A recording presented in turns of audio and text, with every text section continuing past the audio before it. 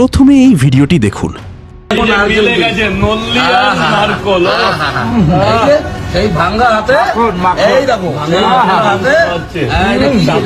একে চিনতে পারছেন?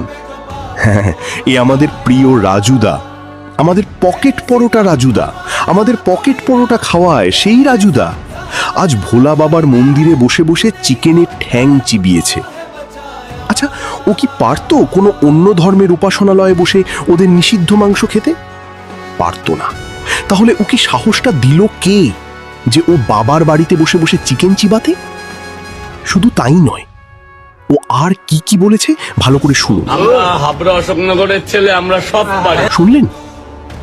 বলছে ও অশোকনগরের ছেলে, ও সব করতে পারে। যেন পুরো গুন্ডাদের মতো কথা বলছে। হিন্দুরা ও অশোকনগরবাসীরা একে চিনে রাখুন। এরা সেই সব লোক যারা অশোকনগর শহরটিকে অশান্ত করতে চায়।